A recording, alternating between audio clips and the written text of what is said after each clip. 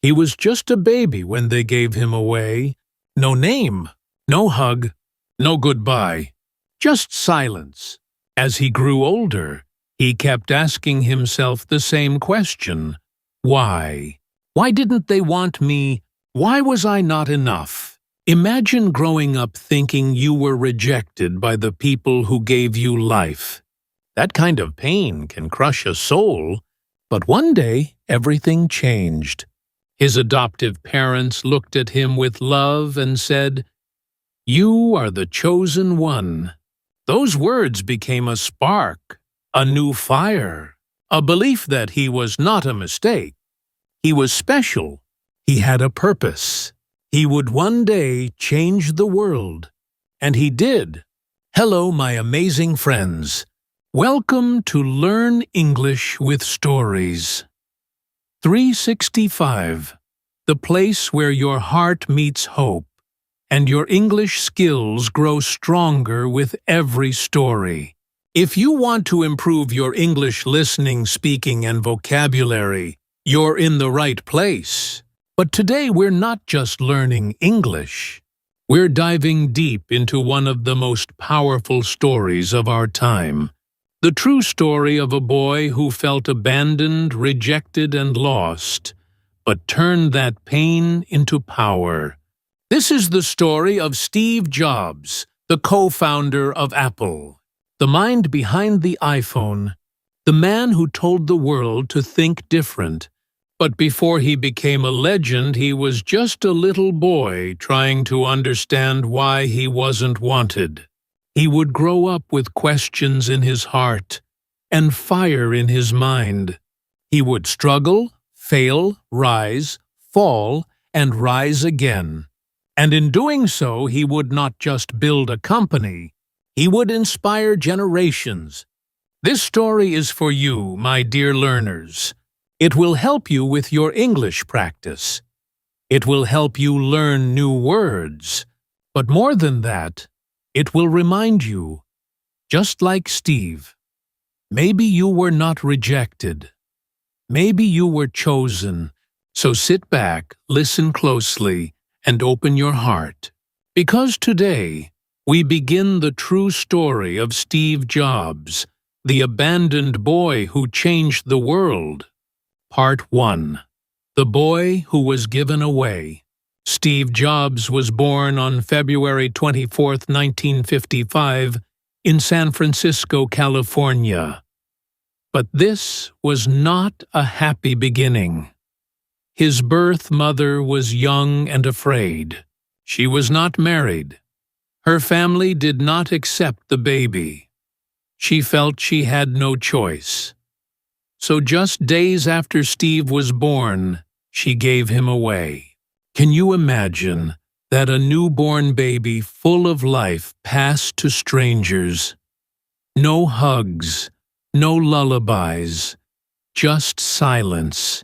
Steve was adopted by a kind couple, Paul and Clara Jobs. They could not have children of their own, but they had love, a lot of love. When they held baby Steve in their arms, they promised to give him a good life. But when Steve grew old enough to understand adoption, he felt something break inside. He thought, "Why did my real parents leave me?" The word abandoned stayed in his mind like a dark shadow. One day, young Steve asked his parents the question he had been too scared to say. Did they not want me? His mother, Clara, looked at him with gentle eyes and said, "No, Steve. You were not rejected. You are the chosen one. We chose you." Those words changed everything. The chosen one. Not unwanted. Not lost. Chosen. That sentence gave Steve a strange sense of power. It made him feel different, special, important. Even as a child, Steve was not like other kids. He was full of energy, ideas, and questions. He wanted to know how everything worked. He took apart radios and put them back together. He opened up machines just to see what was inside. When other children played outside, Steve sat for hours studying the wires in the garage. His father, Paul Jobs, was a mechanic. He taught Steve how to work with his hands. Paul said, "If you're going to build something, build it well." Steve never forgot those words. He learned to care about design, about beauty, about perfection. But he also learned something deeper, that even things that are broken can be fixed. And maybe even people who are broken can be fixed too. Still, the feeling of being abandoned never fully went away. It stayed hidden inside him, pushing him, driving him. He wanted to prove something, not just to the world, but to himself. That he mattered, that he had a place, that even a boy who was given away could change everything. This pain, this early crack in his heart, became his fuel. Some people break when they feel unwanted, but not Steve. He turned that pain into a mission to create, a mission to inspire, a mission to leave a mark on the world. And it all began with one powerful sentence: "You are the chosen one." Part 2. A Curious Wild Child. Steve Jobs was not an easy child. He was wild. He was restless. He was curious about everything. He wanted to know why things worked, not just how. At school, his teachers didn't know what to do with him. He would finish his work early and then start disturbing the class. He would ask questions that were not in the textbook. Questions like, "Why do we have to do it this way?" Or, "Who made these rules?" One teacher said Steve is very smart, but very difficult. Another teacher once had to bribe him with candy to sit still. Steve laughed about it later, but at the time he felt like school was a prison. "They were trying to make me a robot," he once said, "but I wanted to fly." Even though Steve didn't enjoy school, he loved learning. But he wanted to learn in his own way.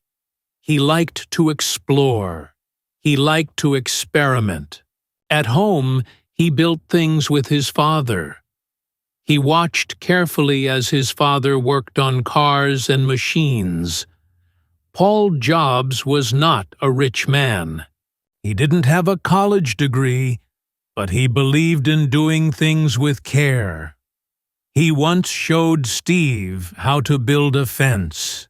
When Steve asked why they had to make the back of the fence look perfect, where no one would see it, his father said, "Because you will see it." And that's enough. Steve never forgot that lesson. Later, when he built computers and phones, he made sure even the parts inside the parts people never saw looked beautiful. That's how much detail mattered to him. As Steve grew older, his curiosity only got stronger. He read books about science, math, and art. He listened to music for hours. He loved Bob Dylan and Beethoven. He liked stories about people who changed the world. He started to think, maybe I can change the world too. But not everyone understood him. At school, other kids thought he was strange. He didn't follow the crowd. He didn't try to fit in. And sometimes he felt alone. He would sit by himself, lost in thought, dreaming of the future. He often felt like he didn't belong. But instead of changing himself to fit in, Steve decided to follow his own path. He met one friend who shared his love for electronics. Steve Wozniak was, as people called him, was a quiet genius. He loved computers. The two Steves became best friends. They would spend hours talking, building, dreaming. Woz could build anything. Steve had big ideas. Together they were like magic. At this time, computers were huge, expensive, and only used by big companies. But Steve saw something others didn't. He said, "One day there will be a computer in every home." People laughed. They said, "That's impossible." But Steve didn't care. He believed in big dreams. He believed in doing the impossible. He was still just a teenager, but inside something powerful was growing. A fire, a vision, a mission. The wild child who asked too many questions was getting ready to change the world. Part 3. The Dropout, who looked deeper. Steve Jobs finished high school and went to a college called Reed College in Oregon. It was a beautiful place, full of smart students and big ideas. But Steve didn't feel at home there. The classes felt boring. The rules felt heavy. He kept asking himself, "Why am I here? What do I really want to do?" After just 6 months, he dropped out. Most people thought this was a mistake. But Steve didn't stop learning. He stayed on campus, sleeping on the floor of his friends' rooms. He returned bottles to buy food. On Sundays, he walked across town to get a free meal at a local temple. Life was hard, but Steve felt free. Since he was not taking regular classes, he started exploring things he truly loved. One day, he walked into a calligraphy class. Calligraphy is the art of beautiful writing. It had nothing to do with computers. But Steve was amazed. The shapes of the letters, the spaces between them, the way each stroke flowed. It was like music to his eyes. He didn't know it then, but this class would change his future. Years later, when he helped design the first Macintosh computer, he remembered what he learned in that class. He added beautiful fonts and elegant design. Before that, computers were ugly with only simple black letters. But Steve made them artistic. He said, "If I had never dropped into that calligraphy class, the Mac would never have had multiple typefaces or proportionally spaced fonts." Steve believed something powerful, that everything you learn can come together in the future, even if it doesn't make sense now. He said, "You can't connect the dots looking forward. You can only connect them looking backward." After college, Steve went on a journey to India. He wanted to find peace. He wanted to understand life. He studied Zen Buddhism. He meditated. He walked barefoot through villages. He learned to live simply, to focus deeply, to listen to silence. This experience changed him. He came back different, calmer, sharper, more focused. When he returned to California, he was still searching for meaning, for purpose, for something big. He found it again in electronics. His love for technology came back stronger than ever. Together with his friend Steve Wozniak, he started building small computers. Not just for businesses, for people, for homes. They worked in a garage using simple tools, big dreams, and all the courage they had. Most people saw them as just two kids playing with wires, but Steve saw something else. He said, "This is going to change everything." And he meant it. He had no college degree, no money, no fancy job. But he had something bigger, a vision. He was a college dropout, a spiritual seeker, a dreamer. But deep inside he was ready to begin the journey that would take him from a garage to the world stage, ready to build something that would not only change technology, but also change lives. The Dropout was about to create a revolution. Part 4. The Garage That Changed History. It all began in a small garage in Los Altos, California. The year was 1976. Steve Jobs was only 21 years old. His friend Steve Wozniak, or Woz, was a little older and a genius with computers. Together, they had an idea. A big idea. They wanted to build a personal computer. Not for scientists, not for companies, but for regular people. For students, teachers, dreamers, and thinkers. A computer for everyone, but first they needed to build it. They didn't have much, no office, no money, no employees, just a small garage, a lot of hope, and big dreams. Woz built the circuit board. Jobs talked to people. He convinced a local electronics store to buy 50 computers. Then he convinced a company to give them parts on credit. He was only in his 20s, but he had the voice of a leader. He believed so deeply in the vision that others started to believe too. They called their new company Apple Y Apple. Because Steve loved fruit and had just returned from an apple farm, he thought the name sounded simple, clean, and friendly. That was what he wanted their computers to be: simple, clean, and friendly. Their first product was called the Apple.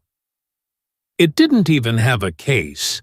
It was just a board with chips and wires. But it worked. It showed that computers could be small, personal, and powerful. Soon after they built the Apple II. This time it had color graphics, a plastic case, and a keyboard. It looked like something people could use at home or school, and people loved it. The Apple II was a huge success. Suddenly, Steve Jobs was no longer just a kid in a garage. He was the co-founder of a real company. Apple grew fast. Investors came, employees joined magazines, started writing about the two young Steves who were changing the world. But Steve didn't just want to build computers. He wanted to build beautiful tools. Tools that helped people be more creative, more free, more human. He cared about how the product looked, how it felt, and how it worked. He once said, "Design is not just what it looks like. Design is how it works." He pushed his team hard. Some said he was too demanding. Others said he was difficult. But Steve believed that good wasn't enough. He wanted great. He said, "We're here to make a dent in the universe. Otherwise, why even be here?" His passion was powerful, but it also caused problems. Not everyone agreed with him. Some thought he was too emotional, too intense, too controlling. But Steve didn't change. He believed in his vision, and he would not let it go. In 1984, Apple launched the Macintosh. It was a new kind of computer, It had a screen, a mouse, and icons you could click. It was friendly. It was fun. It was different. And Steve introduced it with a bold, dramatic commercial. During the Super Bowl, millions of people saw it. They had never seen a computer like this before. The Macintosh was not a huge success. At first, it was too expensive and some people didn't understand it. But it was the start of something big. It changed how people thought about computers. It showed the world that machines didn't have to be boring. They could be exciting, beautiful, and personal. From a tiny garage, Steve Jobs had started a movement. He had taken a dream, a friend, and a garage, and turned them into Apple, a company that was now changing the world. But the road ahead was not easy. As Apple grew, so did the pressure. And soon Steve would face something he never expected. He was about to lose everything. Even the company he had created. Part 5. The Pain of Being Fired. Steve Jobs was the heart of Apple. He had built it from nothing. He had led it with passion. But as the company grew, things began to change. More people joined. More money came in. More rules were added. Some people inside Apple began to say Steve was too difficult, too emotional, too risky. The board of directors, the people who made the big decisions, wanted someone more experienced to manage the company, so they brought in a new CEO, a man named John Scully. Steve had chosen him. He believed they could work together.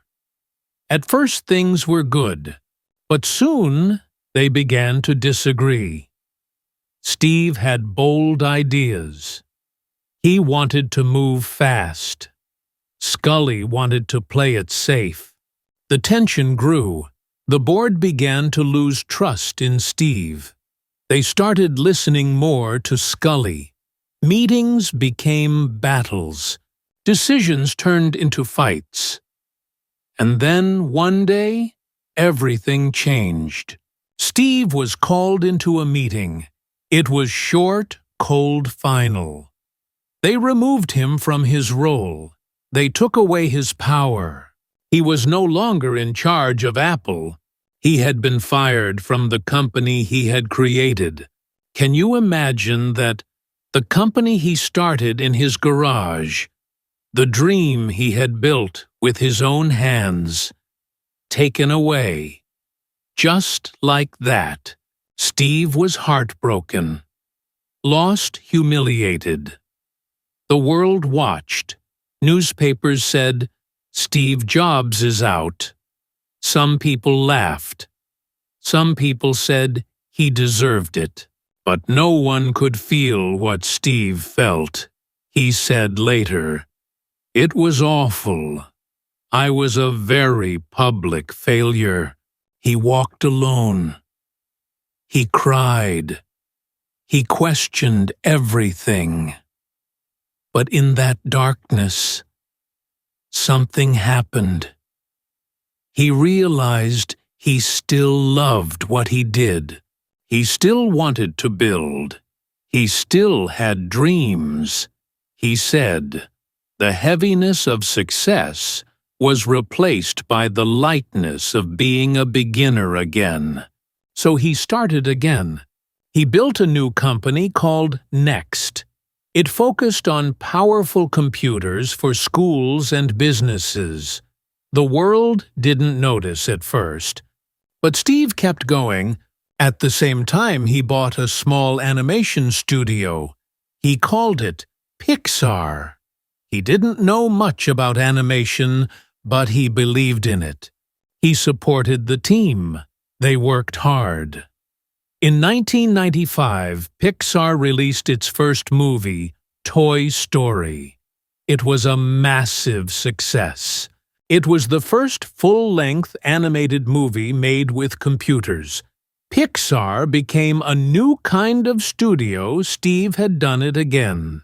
He had started something new, something magical.